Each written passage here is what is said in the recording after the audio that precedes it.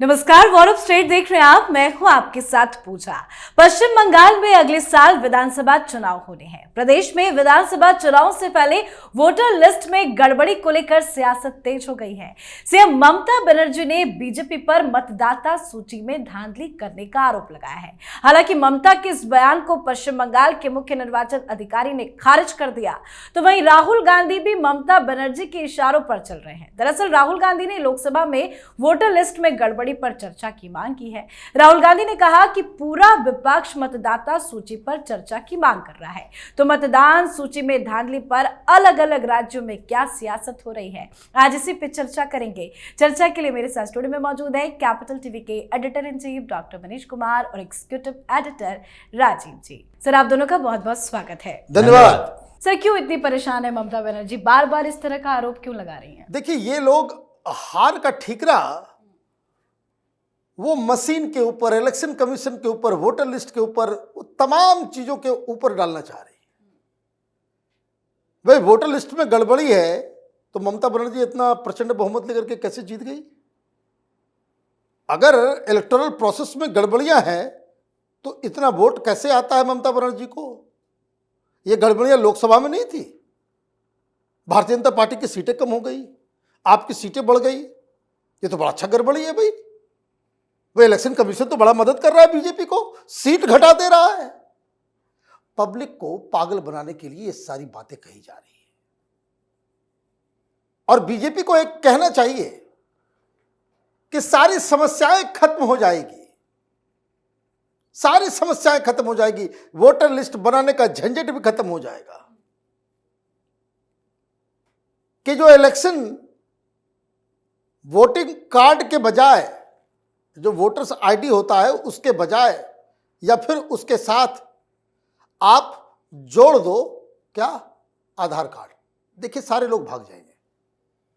आधार को जोड़ना और आधार कार्ड के आधार पे वोट करने की सहूलियत दे दी जाए, सारा कुछ कंप्यूटराइज हो जाएगा। आपको आधार कार्ड लाने की भी आवश्यकता नहीं होगी। अगर मैं ईस्ट दिल्ली का वोटर हूं, वोटिंग के दिन मुंबई में हूं, मशीन में लगाऊंगा, मेरा वोटर डिजिटली आ जाएगा,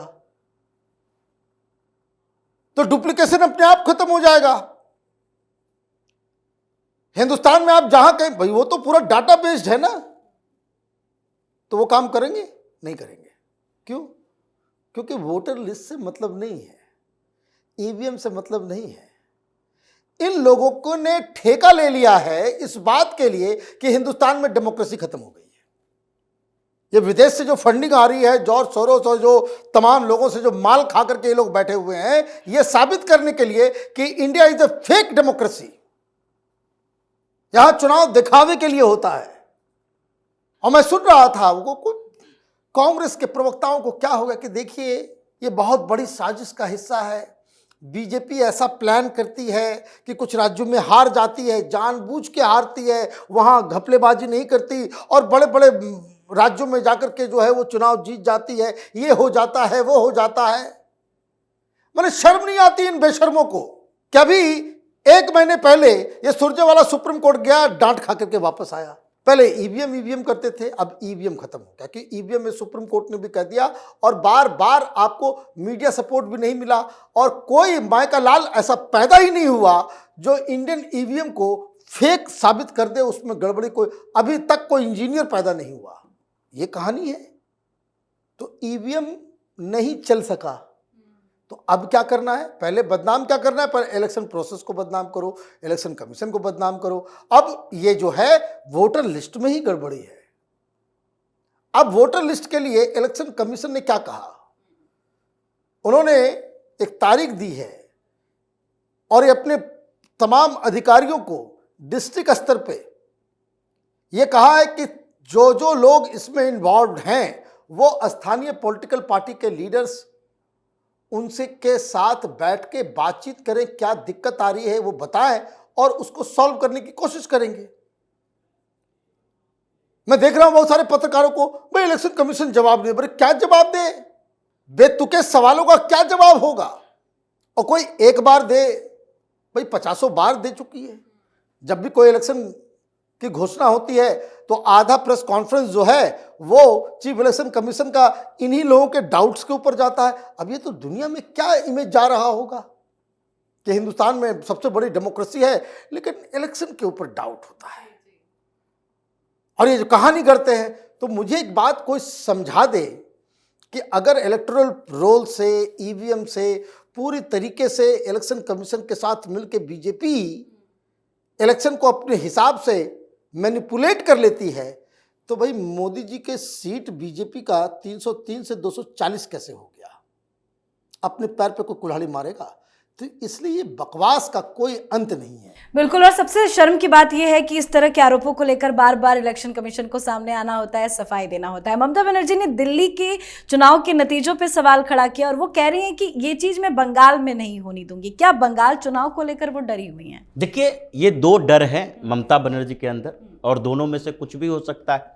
पहला डर तो ममता बनर्जी के अंदर ये दिखाई पड़ रहा है कि जब से चुनाव के काउंटिंग शुरू हुआ, एक तरह से अब पता चल गया है कि ज़्यादा समय हमारे पास नहीं बचा, तो उस समय से इन्होंने एक नया शगुफा खोज लिया कि यहाँ वोटर रोल में गड़बड़ी किए जा सकते हैं। मतलब इनको डर लग रहा है कि इस बार चुनाव हमारे हाथों से चलती जा रही है। बीजेपी वहाँ अपना वोट आधार बढ़ा रहा है, पिछली बार भी बढ़ाया था। पिछली बार 10% से 38% पर भाजपा पहुंची। मतलब वोटर की संख्या के हिसाब से देखिए तो दोनों पार्टियों के बीच वोट का अंतर बहुत ज़्यादा नहीं था। पूरे पश्चिम बंगाल में 40-45 लाख वोट ज़्यादा ममता बनर्जी को आए थे, लेकिन जो भारतीय जनता पार्टी उससे पहले के चुनाव में केवल 10% वोट लाई थी, वो 38% पर पहुंच गई। आप 44% से 48% पर पहुंचे, मतलब 4% वोट का इजाफा आपका हुआ। सीटें बहुत ज़्यादा उसी में आपको मिल गई। लेकिन अब इनको लग रहा है कि 38% से 48% पहुंचने में भारतीय जनता पार्टी को ये 5 साल का जो समय है वो बहुत ज़्यादा नहीं है। 48 से भी ज़्यादा हो सकता है, क्योंकि जिस तरीके से पश्चिम बंगाल में स्थितियां इस बीच बदली है उसमें ममता बनर्जी के लिए डर ज़्यादा पैदा हो गया है। वो अपने नेताओं को बोल रही है और अभिषेक बनर्जी जैसे नेता जा नहीं रहे हैं कि क्षेत्र में जाओ, जाकर अभियान चलाओ और अलग अलग क्षेत्रों की जिम्मेदारी आप लोगों को दी जाती है। लेकिन दूसरी बात, जो ममता बनर्जी एनआरसी का विरोध करती हैं, सबसे ज्यादा सबसे प्रबल विरोधी तो एनआरसी की वही थी। और एनआरसी का मतलब है कि जो हिंदुस्तान का है वो हिंदुस्तान का ही रहेगा, लेकिन जो बाहर से आया हुआ है वो हिंदुस्तान का नहीं रहेगा। यानी उसका वोटर लिस्ट से नाम हटाया जाएगा, राशन कार्ड नहीं होगा, वो शरणार्थी की तरह रहेगा। और पश्चिम बंगाल में ये किसी से छिपी नहीं है बात कि ये पश्चिम बंगाल में जब 34 सालों तक कम्युनिस्ट पार्टी की सरकार रही, उसने भी बांग्लादेशियों को, घुसपैठियों को वहां पर वोटर कार्ड बनवाया। और उसके बाद जब ममता बनर्जी की सरकार रही तो इसने भी यही सोचा कि जो कम्युनिस्ट पार्टी कर रही थी उससे ज्यादा हमको करना पड़ेगा ताकि लंबे समय तक हम सत्ता में रह सकें। अब इस बीच स्थितियां बदल चुकी हैं। बदली क्योंकि दिल्ली में वोटर लिस्ट में चेंजेज आए और हर जगह पर 8 विधानसभा क्षेत्र यहां था जिसमें 20% से ज्यादा वोट काटे गए हैं। 20% से ज्यादा, कुछ कुछ जगहों पर 30% वोट कटे हैं क्योंकि इन लोगों ने फर्जी वोटर बनवाए थे। उसके बाद पश्चिम बंगाल की बात आने से पहले महाराष्ट्र में चला गया। महाराष्ट्र के अंदर राहुल गांधी ने सवाल उठाया। क्यों? क्योंकि वहां पर भी वोटर लिस्ट में सुधार हुआ। भारतीय जनता पार्टी के लोगों ने कंप्लेन किया और भारतीय जनता पार्टी के लोगों ने अभियान चलाया कि भाई आप रिलक्टेंट ना रहो, क्योंकि मुस्लिम बस्तियों में वोट बढ़ जाते हैं और हिंदू लोग जो कि वोटर लिस्ट में नाम जोड़ने के लायक है वो भी महाराष्ट्र से बाहर गया हुआ है, तो वो सोचेगा छोड़ दो, महाराष्ट्र में वोट देंगे, अगली बार जोड़ लेंगे, अगली बार जोड़ लेंगे। आप रिलक्टेंट हो जाते हो, रिलक्टेंट मत रहो। इसलिए हिंदू मतदाताओं की संख्या बढ़ी। अब महाराष्ट्र का सवाल धीरे धीरे पश्चिम बंगाल में गया। अब ये जानती हैं कि इस बार इलेक्शन कमीशन फर्जी वोटरों को हटाएगी और जो नए अभियान चलाए जा रहे हैं और भाजपा जो एक्टिव है उसमें भारतीय जनता पार्टी आगे की तरफ बढ़ेगी, फर्जी वोट को हटाने में भी, नए वोटर को जोड़ने में भी। और लगभग 84 ऐसे विधानसभा क्षेत्र हैं जहां पर भारतीय जनता पार्टी ने टारगेट किया है कि इन जगहों पर फर्जी वोटिंग होते हैं, वोटर लिस्ट में सुधार की जरूरत है। और जो अभियान दिल्ली, महाराष्ट्र होता हुआ पश्चिम बंगाल पहुंच रहा है, ममता बनर्जी के लिए खौफ का कारण बना और हुआ है। वही डर दिख रहा है साफ साफ। राहुल गांधी भी संसद के अंदर कह रहे हैं कि इस पे चर्चा होनी चाहिए। भाई चर्चा क्या करना है, किस बात के लिए चर्चा होनी है? भाई जवाब तो आपको मिल गया। आप 50-55 बार कोर्ट जा चुके हो इसी के कंप्लेन को लेकर के। तो जो चीजें सुप्रीम कोर्ट में सेटल्ड हो चुकी हैं उस पे आप लोकसभा राज्यसभा के अंदर में डिस्कशन करना चाह रहे हो। ये बताने के लिए दुनिया को बात समझिए, Rahul Gandhi is not acting alone. ये आप पूरी दुनिया को बता रहे हो कि वहां के पार्लियामेंट में ये डिस्कस हो रहा है कि इलेक्टोरल रोल जो है वो फर्जी है। इसका इंपैक्ट समझिए। जैसे कैसे हम लोग बातचीत करते हैं, अमेरिकी संसद में ये एक एमपी ने खड़ा होकर के ये बात कह दी। भाई चलता है ना, वीडियो आप देखते होंगे कि भाई ब्रिटिश पार्लियामेंट में एक शख्स ने खालिस्तान को लेकर के ये कह दिया। यहां आप पूरे के पूरे पार्लियामेंट में डिबेट कराना चाह रहे हो, पूरी दुनिया में क्या खबर जाएगी? क्यों दिक्कत है, इसको समझ लीजिए। राजीव ने जो कहा कि भाई क्यों ममता बनर्जी छटपटा रही है कि वो करेक्शन हो रहा है, इसको और भी सिंपल तरीके से समझ लीजिए। ये जितने बांग्लादेशी पकड़े जा रहे हैं दिल्ली में 20-25 लाख के आसपास हैं, यहां पे घुसे हुए घुसपैठिए।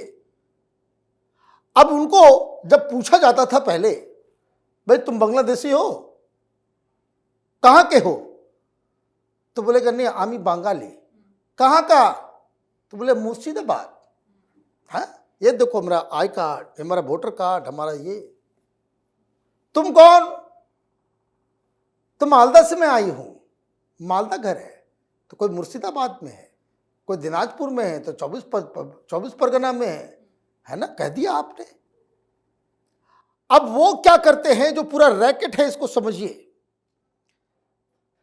कि ढाका में बैठा हुआ एजेंट है, उसको पैसा दिया आपने, वो आपको लैंड करा दिया त्रिपुरा में, असम में और बंगाल में। ज्यादा बंगाल, वो अभी असम का दुकान बंद हो गया है, उधर कड़ाई हो गई है। त्रिपुरा में भी सरकार आ गई बीजेपी की, तो थोड़ा सा बंद हो गया दुकान खुला हुआ है कहां? पश्चिम बंगाल में। अब वहां एक से एक तरीका, एन नंबर, इसको अगर मैं बताने लग जाऊंगा आपको हंसी भी आएगी और लंबा हो जाएगा बहुत वीडियो।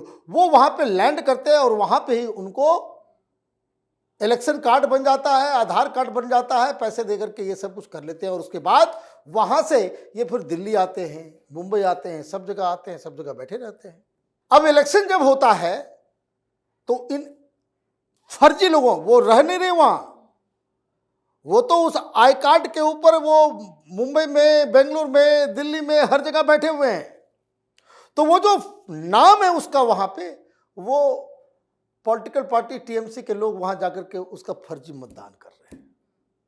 तो ये ऐसे लोग, ऐसे घुसपैठिए बांग्लादेशी और बाकी सारे लोग, उसमें कुछ बंगाली जो हिंदुस्तान वाले भी, जिनका ऑलरेडी वहां पे वोटर लिस्ट में नाम है और वो इधर भी वोट करते हैं। और कोई पिछली बार अगर आप गौर से देखिए तो पिछली बार जब चुनाव हो रहे होते हैं विधानसभा का, तो बांग्लादेशी लोग ट्रेन में भर भर के जाते हैं। रेलवे स्टेशन पे आपको देखिए, 1 महीना से जो सारे लोग, सबको वहां पैसा भी मिल जाता है, वो सब वोट देते हैं, वोट देकर के चले आते हैं फिर वापस। तो ये जो ममता बनर्जी की पीड़ा आप समझे, क्या आदमी राजनीति में यू टर्न लेता है। राजीव बता रहे थे कि भाई किस तरह से वामपंथी लोग जो है उसको वहां पे घुसपैठियों को बसाया। मुझे याद है ममता बनर्जी बॉक्सिंग करती थी, मारपीट। आंध्र प्रदेश के बाल योगी थे जिनका जो स्पीकर थे, उनके ऊपर पहली बार पार्लियामेंट में ऐसी कोई बदतमीजी किसी ने की होगी कि ममता बनर्जी ने पूरे फाइल फेंक दी और बाहर आकर के रोना, आंसू कि बांग्लादेशी मुसलमानों को बाहर करो, इन घुसपैठियों को बाहर करो, ये देश बर्बाद हो जाएगा, बंगाल को बचाओ।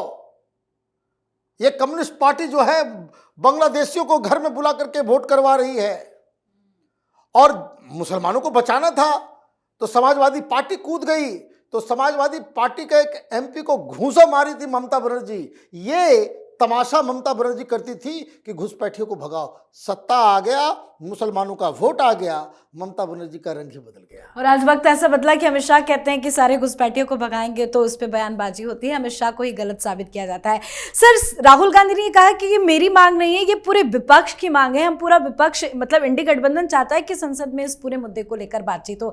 ये सिर्फ ममता बनर्जी के अकेले की दिक्कत नहीं है, बाकी के भी तमाम विपक्षी पार्टी इससे परेशान है। देखिए, बाकी के विपक्षी पार्टियां जो है, अभी पश्चिम बंगाल को लेकर अगर बात करें तो राहुल गांधी तो मुद्दा झपटने की कोशिश में लगे हुए हैं। आपस में भी इन लोगों का कंपटीशन है। अरविंद केजरीवाल ने मुद्दा उठाया, राहुल गांधी ने मुद्दा महाराष्ट्र को लेकर उठाया, अब ममता बनर्जी को लग गया है कि हम भी उठाते हैं। और पश्चिम बंगाल में चुनाव इस बार ममता बनर्जी अकेले लड़ने वाली हैं। इस बार सीपीएम यानी वामपंथी पार्टियों का गठबंधन, सीपीएम हो, सीपीआई हो या फॉरवर्ड ब्लॉक हो, ये सारे मिलकर कांग्रेस के साथ चुनाव लड़ने की संभावना दिखाई पड़ रही है। ये लोग इकट्ठा होंगे, लेकिन जब ये इकट्ठा होंगे तो फर्जी वोटर की बात जो ममता बनर्जी कह रही है, ये लोग तो कहेंगे यही बात कि हमने ये मुद्दा उठाया था, ममता बनर्जी ये मुद्दा फिर से हमसे छीन रही है। क्योंकि वहां पर जब अभियान चलेगा तो ये मौलानाओं के जो वोट कटेंगे, एक बार हंगामा तो होगा। जिन जिन मुस्लिम बहुल इलाकों में एब्सेंट वोटर टिक किए जाएंगे कि तुम वोट देने के समय में होते हो, बीएलओ अगर जाता है 1 बार जाएगा, 2 बार जाएगा, 3 बार जाएगा, अगर वहां पर वो उपस्थित ही नहीं होता है तो जहां रह रहे हो वहीं तुम्हारा वोटर लिस्ट में नाम होना चाहिए, इसलिए एब्सेंट वोटर के लिस्ट में जाएगा। इस बार चुनाव पश्चिम बंगाल में पहले की तरह कराने की व्यवस्था नहीं है, इसलिए अमित शाह को टारगेट की है ममता बनर्जी, क्योंकि उन्होंने पूरे प्लानिंग कर ली है कि इस बार एक एक बूथ पर हम नजर रखेंगे, चाहे पैरामिलिट्री फोर्सेस की संख्या पिछली बार से दुगनी ही क्यों ना करनी पड़े। क्योंकि ममता बनर्जी कम से कम 8-10% वोट मैनिपुलेट करती है ये कैप्चरिंग करके। उसके बाद इसके फर्जी वोटर होते हैं, जैसा डॉक्टर साहब ने कहा कि ये बांग्लादेशी घुसपैठिए ये जो ट्रेनों से भर भर कर पश्चिम बंगाल की तरफ जाते हैं, दिल्ली, मुंबई, बेंगलुरु, हर जगह से इन लोगों को पैसे दिए जाते हैं, 1-1 महीने की मजदूरी दी जाती है सिर्फ वोट देने के लिए। और उसके बाद जो बच्चे खुचे नहीं जा पाते हैं उसकी भी वोटिंग होती है, क्योंकि ज्यादातर मुस्लिम इलाकों की वोटिंग है। और वहां जो बुर्का गैंग वहां जाते हैं वोट करने के लिए, उसका चेहरा दिखाने में भी तो डर लगता है। सुरक्षाकर्मी ये बात कर ही नहीं सकते। वहां तो ईडी के ऊपर भी हमला हो जाता है, पैरामिलिट्री पर हमला हो जाता है, तो ये सिविल पुलिस वाले क्या करेंगे। तो जो स्थितियां पश्चिम बंगाल में चली है उसमें अभी चुनाव से पहले राहुल गांधी, ममता बनर्जी इसी मुद्दे पर टकराएंगे जो संसद में एक होकर दिखाई पड़ रहे हैं। बिल्कुल सर, बहुत बहुत धन्यवाद सर आप दोनों का। धन्यवाद। तो चुनाव जीतने को लेकर बीजेपी की जो रणनीति है उससे ममता बनर्जी कहीं ना कहीं डरी हुई है। बीजेपी ने बंगाल को भी दिल्ली हरियाणा स्टाइल में जीतने की रणनीति बनाई है, पर आरोप ये लगाए जा रहे हैं कि वहां के वोटर लिस्ट में बीजेपी हेराफेरी कर रही है। बंगाल के मुख्यमंत्री ममता बनर्जी ने बीजेपी पर मतदाता सूची में धांधली का आरोप लगाते हुए कहा कि वो बंगाल में हरियाणा, महाराष्ट्र, दिल्ली का जैसा खेला नहीं होने देगी। उन्होंने आरोप लगाया कि बीजेपी बंगाल में गुजरात, पंजाब, हरियाणा और बिहार के लोगों के नाम जोड़कर बंगाली वोटर के नाम कटवा रही है। ममता ने धांधली से संबंधित जो भी आरोप लगाए हैं उससे साफ समझ में आ रहा है कि कहीं ना कहीं ममता बनर्जी बुरी तरह से डरी हुई है और राहुल गांधी ने भी मुद्दा उठाकर अपने पैर में कुल्हाड़ी मांग ली है। तो आपकी क्या कुछ राय है, कमेंट करके लिखें। देखते रहिए कैपिटल टीवी। नमस्कार।